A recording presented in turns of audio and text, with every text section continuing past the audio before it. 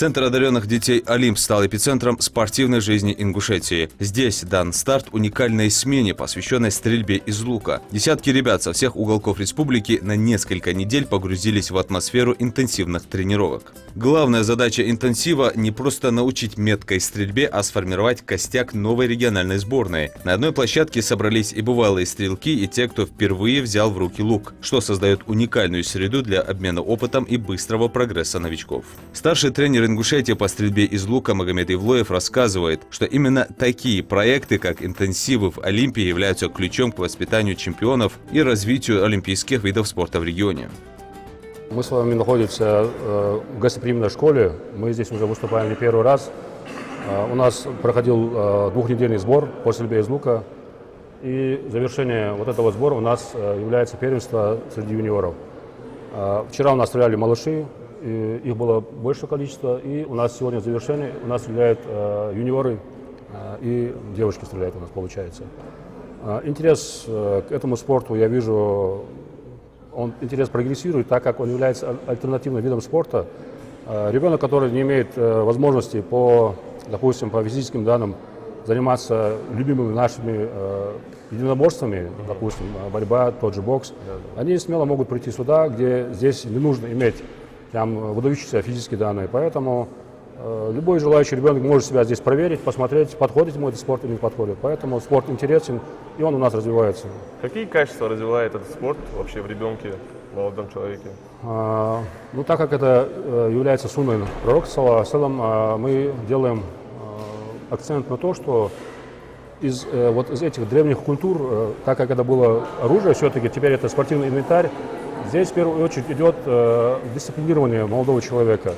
Выносливость, так как уметь постоять за себя в драке, это не совсем то, что здесь, допустим, стрелять в спарринг друг против друга. Спарринг имеется в виду, допустим, да, стрелять по мишеням, конечно же. Здесь нужна выдержка, здесь нужно хладнокровие, то есть вот такие качества здесь развивают. Поэтому и к нам тянутся и маленькие дети, и молодежь, и взрослые люди у нас тоже стреляют, кстати. А видите ли вы заинтересованность детей, самих детей именно в этом спорте?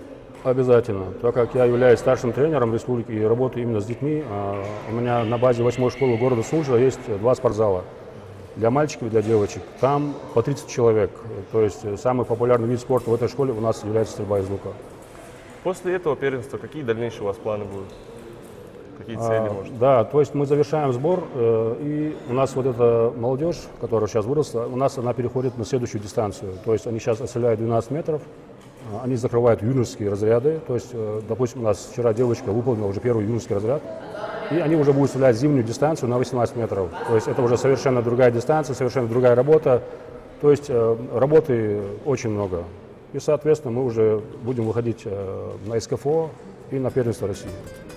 Президент Федерации стрельбы из лука и арбалета Ингушетии Анзор Ивлоев рассказал о растущем интересе молодежи к этому виду спорта. По его словам, сегодня отмечается высокая вовлеченность и желание людей осваивать это искусство. Мы видим огромный запрос со стороны населения на обучение, отметил Ивлоев. Наша главная задача – сделать все возможное, чтобы привлечь как можно больше последователей и не дать этому древнему и благородному виду спорта исчезнуть. Глава Федерации подчеркнул, что для достижения этой цели реализуется комплекс мер, направленных на развитие инфраструктуры и доступность тренировок для всех возрастов.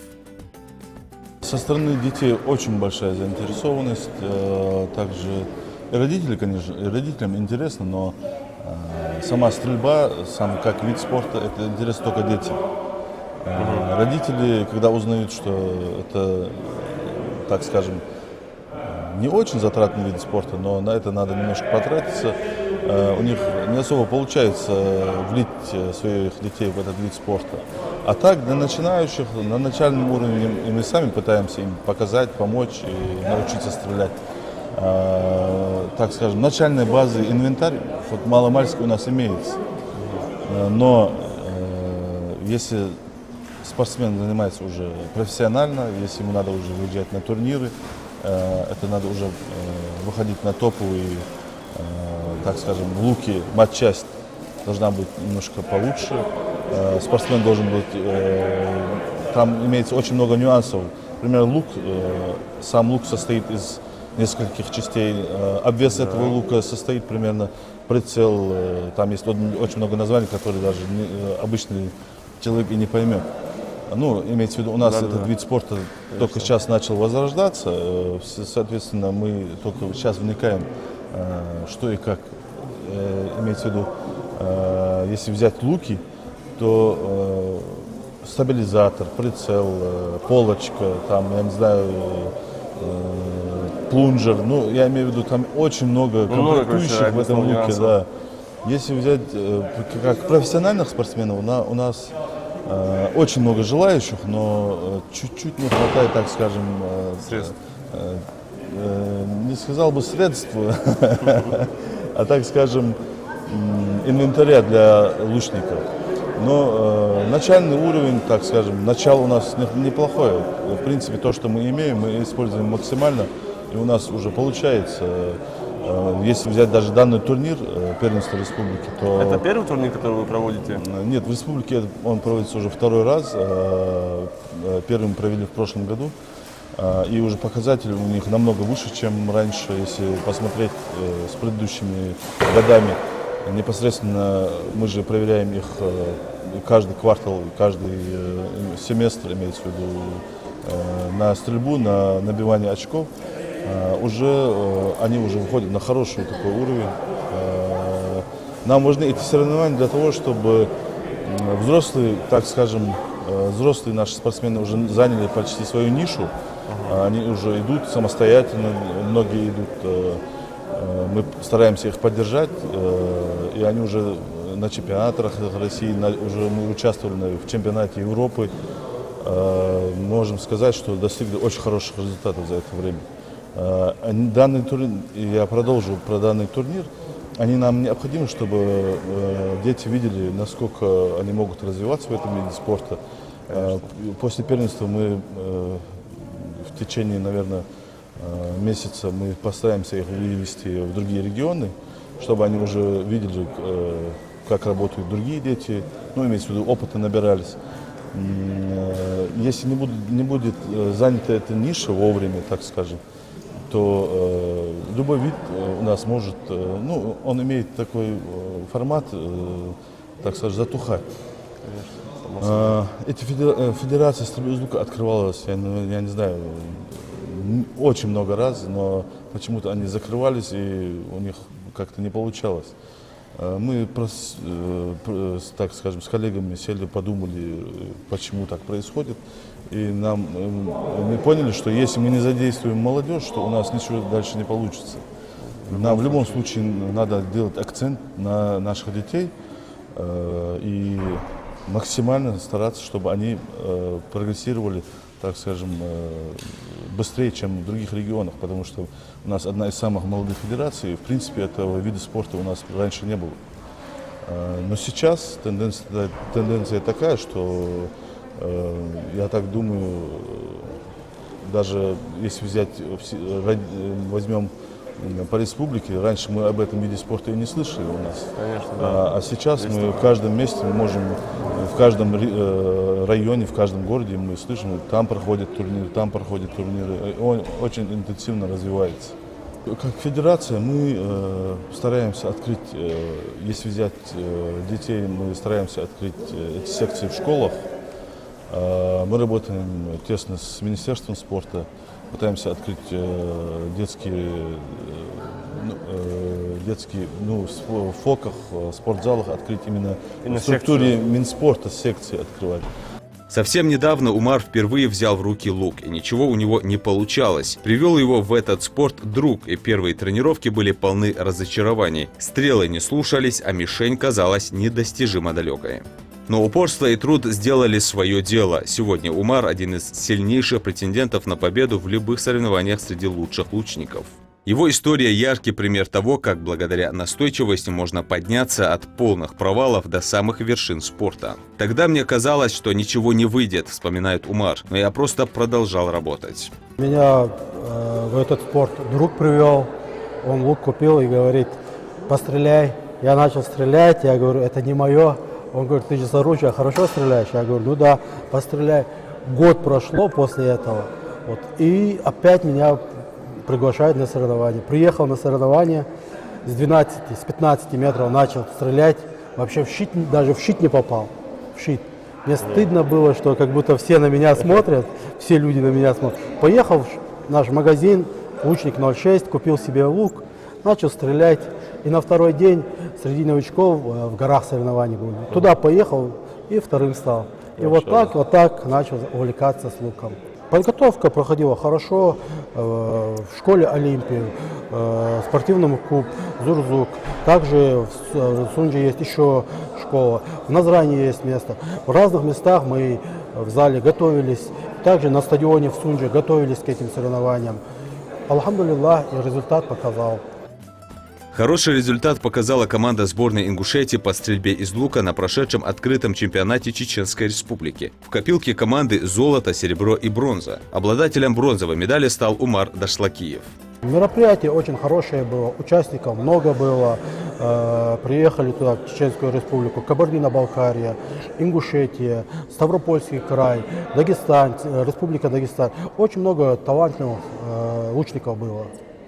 Среди всех этих талантливых людей у вас получилось завоевать бронзовую медаль. У меня бронзовая медаль, а также Гайтукиев Аслан у нас стал чемпионом, Боров Ислам у нас стал серебряным чемпионом, и бронзу мне досталось. Первое время это словами не передать, какие эмоции бывают. Потом ты начинаешь думать, тот результат, который ты хотел сделать и делал на тренировках, это передать на соревнованиях очень тяжело бывает. И когда у тебя получается это передать, вот эмоции вообще словами это не передать. Ты должен каждый сет отработать. Чуть-чуть нервничать начал, чуть-чуть не так, уже стрела в другое место улетела. А когда ты уже отработал сет, вот каждый сет, за бронзу примерно последний сет мне пришлось отработать, да, и я чувствую, что я его отработал очень хорошо, и кучность вмещения есть, и большинство к десятку все есть. Уже ты чувствуешь, что в любом случае ты будешь на пьедестале. Мы, команда сборной Ингушетии, не перестаем тренироваться, мы тренируемся, мы готовимся в данное время 27 ноября выехать на всероссийские соревнования памяти Героя России Малахова, город Рязань. Будем там выставлять нашу ингушскую команду. И также в январе на чемпионат России в город Орел. Пока вот эти цели есть, тренировки не оставлять тренироваться, еще раз тренироваться. У нас в республике очень много талантливых ребят, очень много. Вот кто-то на бокс пойдет, кто-то на борьбу пойдет, но не получается. Лук – это такой вид спорта, что возраст не имеет значения.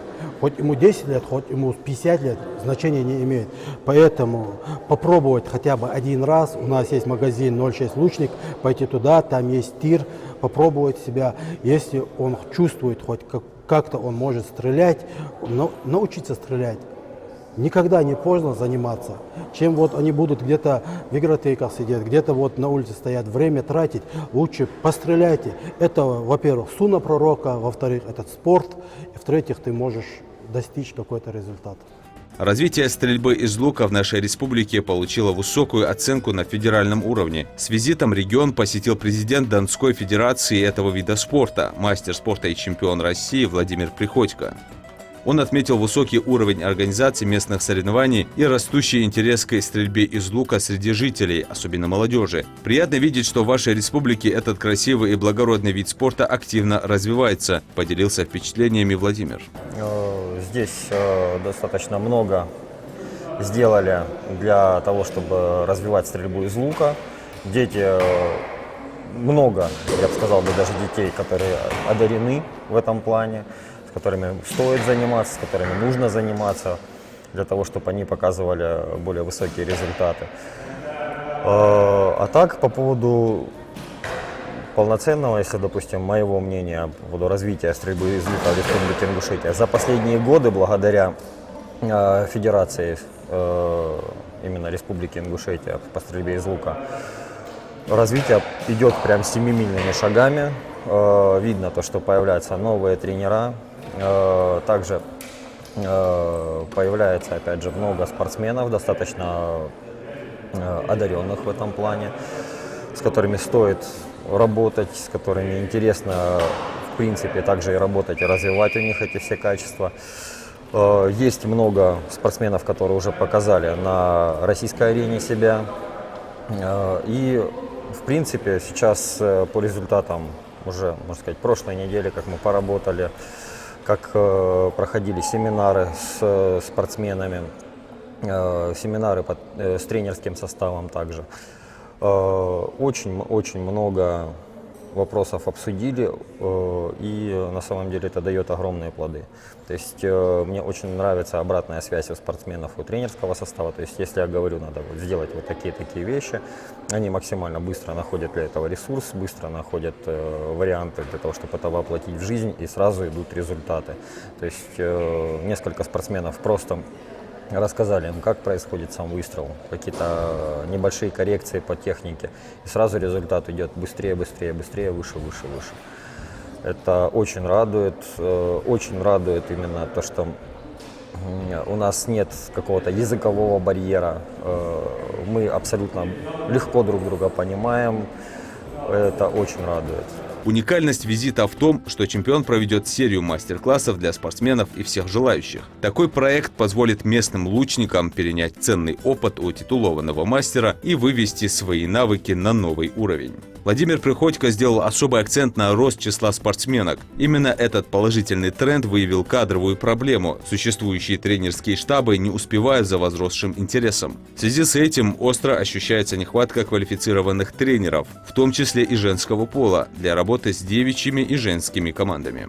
Соревнования проходят при поддержке спортивной школы. Я бы, наверное, в большей степени внедрил в тренировочный процесс именно в большей степени тот момент, что нужно повышать физическую подготовку спортсменов. То есть нужно им заниматься ОФП, СФП. Для этого нужна отдельная площадка с тренажерными снарядами. Это первое, чтобы я хотел бы, чтобы здесь появилось. И самое главное, я считаю, то, что здесь не хватает очень сильно тренерского состава со стороны женского коллектива. То есть именно потому, что из-за специфики данной местности необходимо заниматься со спортсменками, с молодыми и взрослыми. То есть нужен именно тренер-женщина. Это очень важно. И я даже вижу то, что у женского населения получается иногда даже намного лучше в этом виде спорта, поэтому опять же тренерский состав нужно расширять, и именно чтобы были тренера женского пола в большом количестве, я считаю, потому что это будет давать огромный рост развитию стрельбы из лука в вашем регионе. Мальчишки и девчонки с большим энтузиазмом и сосредоточенностью выходили на линию огня, демонстрируя меткую стрельбу и волю к победе. Их успехи – залог того, что у этого красивого и древнего вида спорта есть будущее. Амина, давно ты ходишь на секцию спортивной стрельбы из лука? Только месяц. За этот месяц что интересного ты для себя вообще открыла? Хорошо слушать тренера и учиться новому спорту. Сами занятия тебе вообще нравятся? Да, очень. Что бы ты выделила именно вот из этой секции, вот именно из этого направления? Что вот, знаешь, игры кадр, едоканди.